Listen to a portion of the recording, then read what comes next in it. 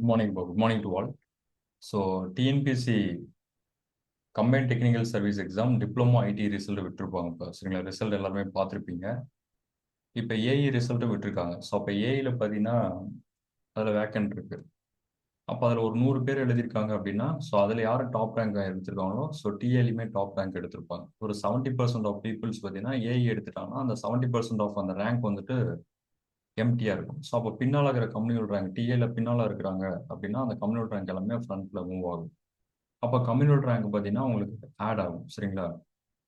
அதே மாதிரி பார்த்தீங்கன்னா நிறைய பேர் எழுதாதையும் விட்டுருப்பாங்க. ஒரு 30% விட்டுருங்க அது மாதிரி. அப்போ 70% ஆஃப் ஏஇஸ் அந்த டாப் ரேங்க்ல இருக்கிறவங்க டிஏலையுமே எடுத்திருப்பாங்க. ஸோ அவங்க வந்துட்டு பார்த்தீங்கன்னா ஸோ இதில் ஏஇல ஃபில் பண்ணிட்டாங்கன்னா அந்த வேக்கண்ட் எல்லாமே டிஏ டெக்னிக்கல் அசிஸ்டன்டோட கம்யூனல் ரேங்க் பின்னால் இருக்குது பார்த்தீங்களா? ஸோ அவங்க எடுப்பாங்க. அதே மாதிரி லாஸ்ட் டைம் எழுதியிருப்பாங்களா டிஏ எக்ஸாம் எழுதி பிடபிள்யூல எடுத்திருப்பாங்களே, ஸோ அவங்க வந்துட்டு பார்த்தீங்கன்னா இந்த இதில் எழுதியிருக்கலாம் சரிங்களா? ஒரு கொஞ்சம் பேர் ஒரு 2-3% எழுதியிருக்கலாம். அப்போ அதுலேயும் கொஞ்சம் பேர் இருப்பாங்க. அவங்களும் போஸ்டிங் மேபி எடுக்கலாம், இல்லை எடுக்காமையும் போகலாம் சரிங்களா? Right.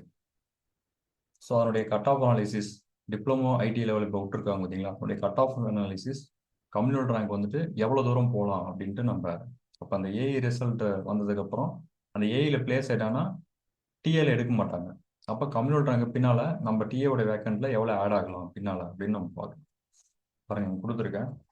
So technical assistant electrical பார்த்தீங்கன்னா பிசி டெக்னிக்கலில் பார்த்தீங்கன்னு வச்சுங்களேன், அந்த ஜென்ரல் கேட்டகரி சரிங்களா, பிசி கம்யூனிட்டி எல்லாமே ஆட் பண்ணி தான் நான் இங்கே கொடுத்துருக்கேன்.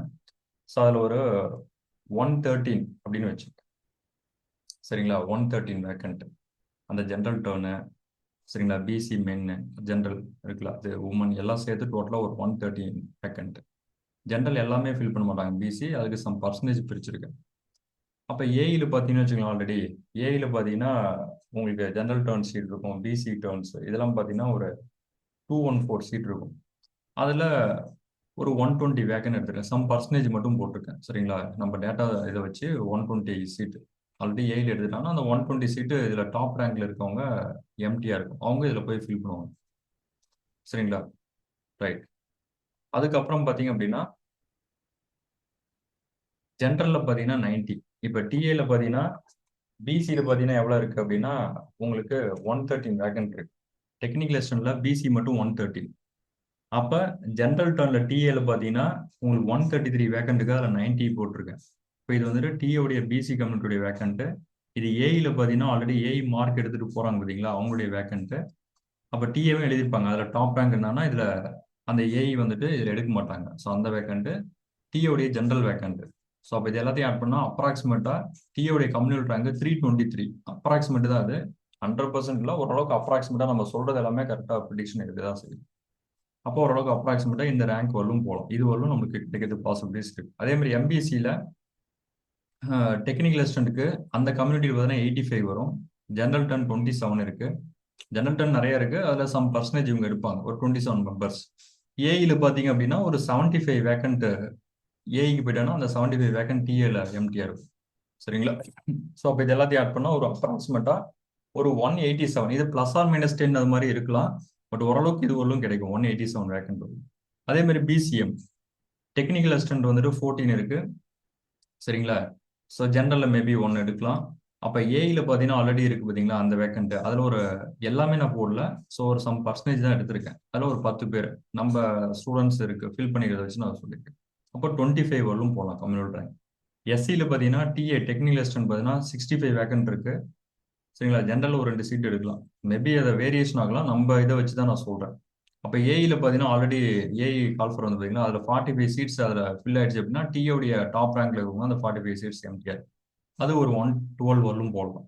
எஸ்சிஏக்கு பார்த்தீங்கன்னா டிஏக்கு 22 வேக்கண்ட்டு ஜென்ரலில் இருக்கிறது, ஸோ ஏஇல ஆல்ரெடி இருக்கிறதுல ஒரு 8 வேக்கண்ட், அப்போ டோட்டலாக 31 வேக்கண்ட்.